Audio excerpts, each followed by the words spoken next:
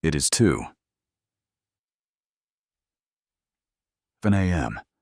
Rain coming sideways off Blackwood Lake, and the HOA president is on my porch with a clipboard, while her teenage son grips a crowbar like he's about to fix the world by force.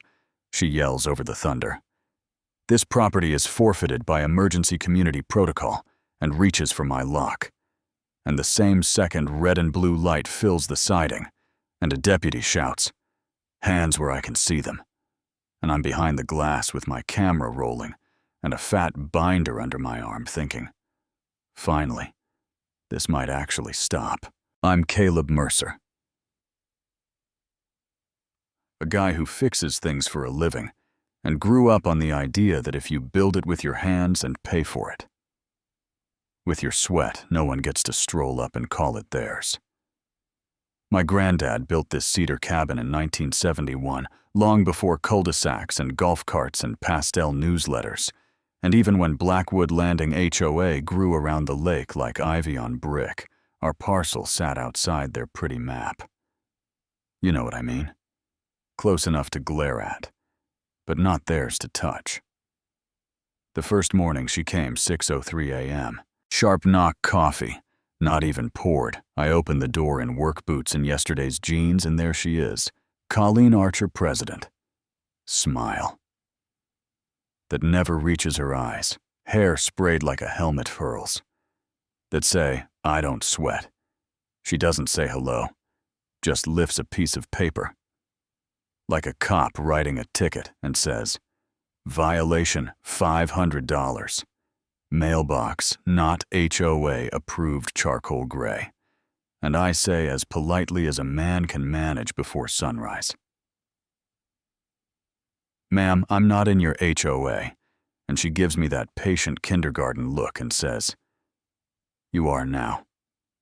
We expanded the boundaries, clicks a photo of my porch light, and pivots away like she just blessed me.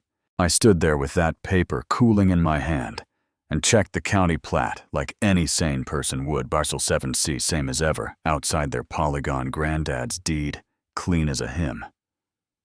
So I did what I do when things smell wrong. I started a binder plastic sleeves dates, little tabs set a camera on the mailbox, because evidence argues better than I do.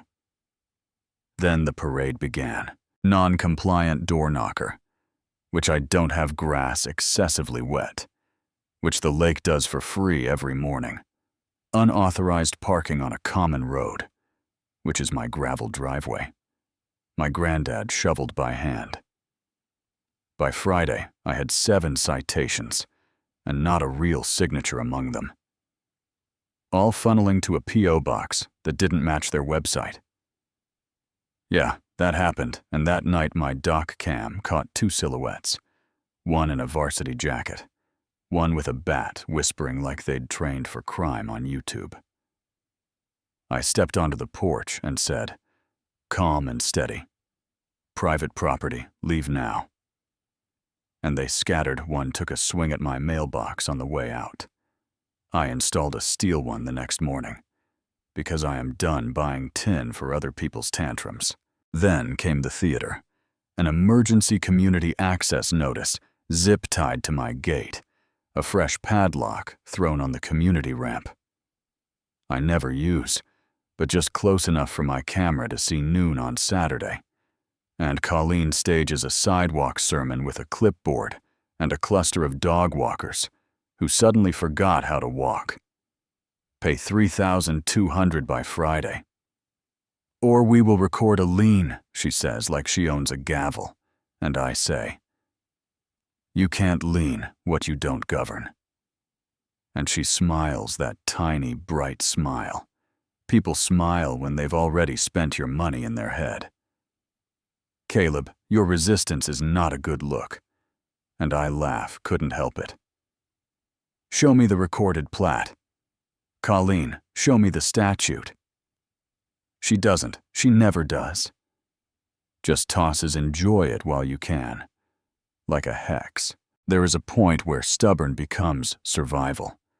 So I hired an attorney, Nina Park posture, like a seatbelt eyes, that tell you she's already on page 10, While you're still on the cover, she flips through the papers and smirks, "Ute stationary. If this rode the mail, the feds care, and we file a police report for harassment. A certified cease and desist to the HOA and to Colleen by name, and a title alert with the county. So any deed, magic sets off alarms before it can slither through."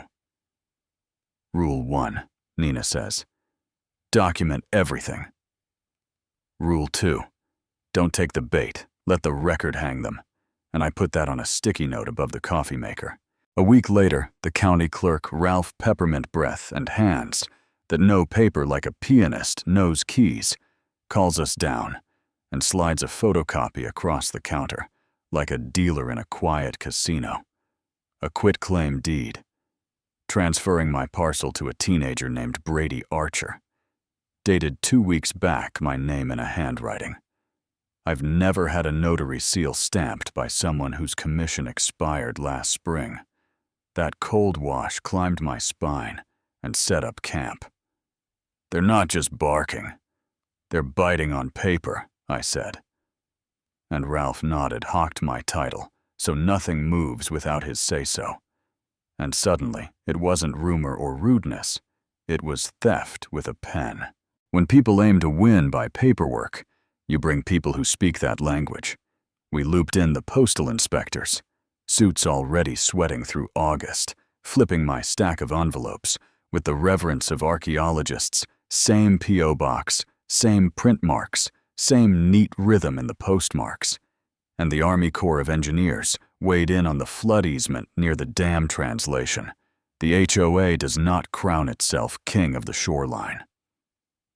Whenever it feels like cosplaying authority, we bundled it all and sent it to anyone with a badge who might be hungry for it. That's when the smear machine warmed up. Private Facebook posts about me being under tax investigation. A next-door comment about unsafe lighting, which is hilarious because my system is 2 solar lanterns and a stubborn porch bulb. The grocery clerk paused between my milk and eggs long enough to check if I still had a face, and the part that hurt wasn't the lie, it was watching neighbors hit share instead of walking across the street and asking a question. The thing that turned it came from a place I didn't expect. Darla from across the way, queen of the half-wave, showed up with a brown envelope and hands that trembled like she was returning a stolen dog. "I'm done being part of this," she said, and shoved it into my chest. Thumb drive templates for citations. Emails with little power.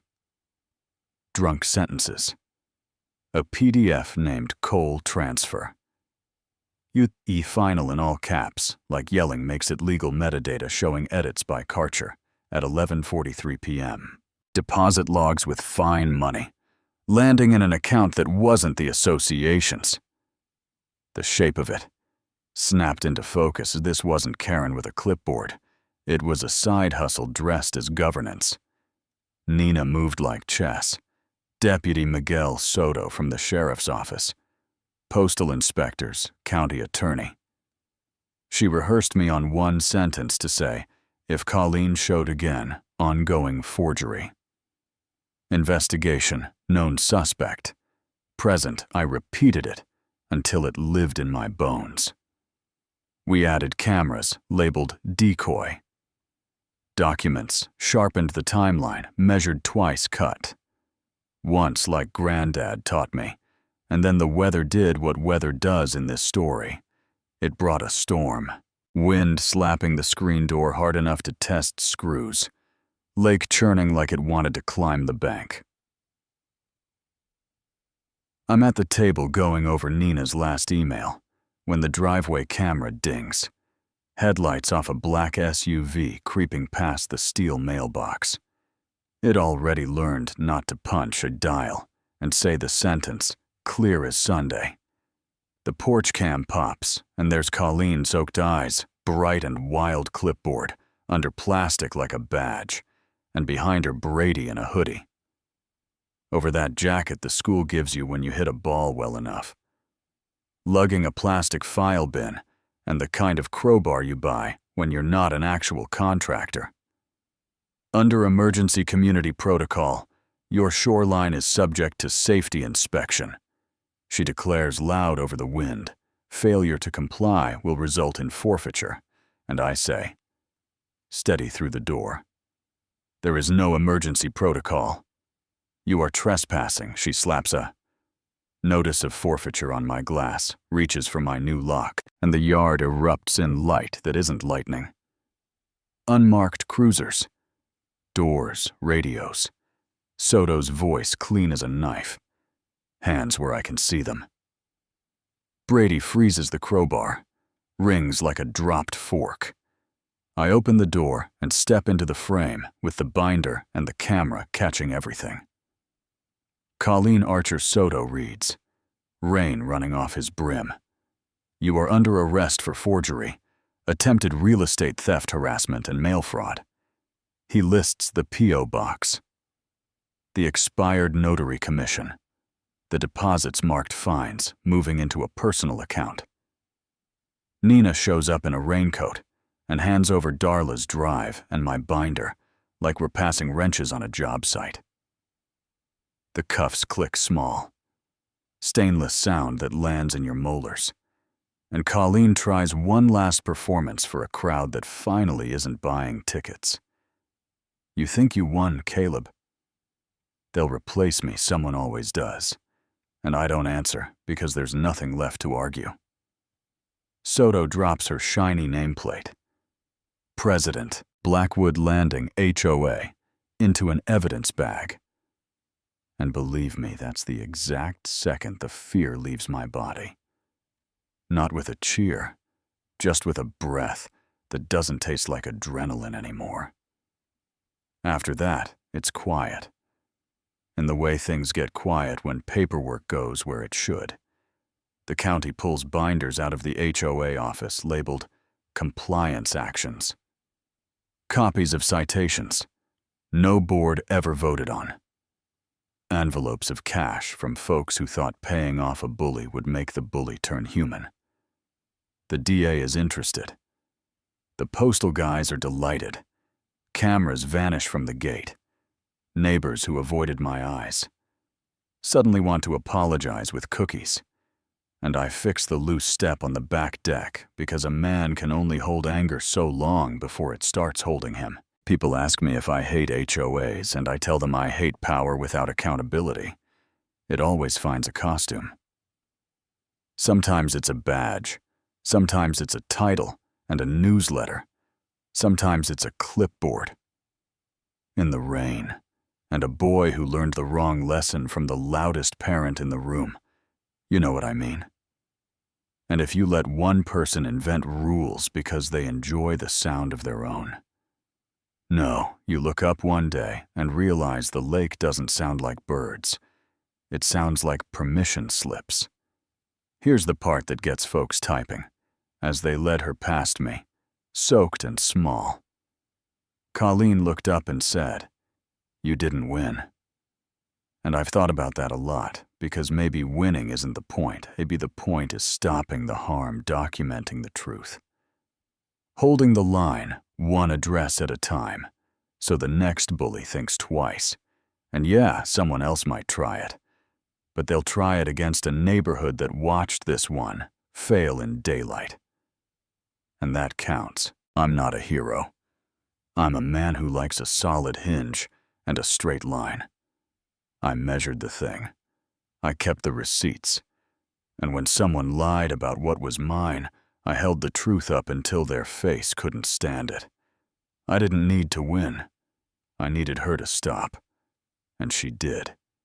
Right there under the porch light, with the rain trying to wash the whole night away. Now it's your turn. Where's the line between community and control where you live? Have you had a Colleen with a clipboard? Show up at your door. Did you pay to keep the peace or push backs to keep your dignity drop? Your take in the comments. Agree. Argue. Tell me what I got wrong or what you've lived through. And if this hit a nerve, share it with the one neighbor who needs to hear it and subscribe so we can talk about the next messy question no one at the meeting wants to say out loud.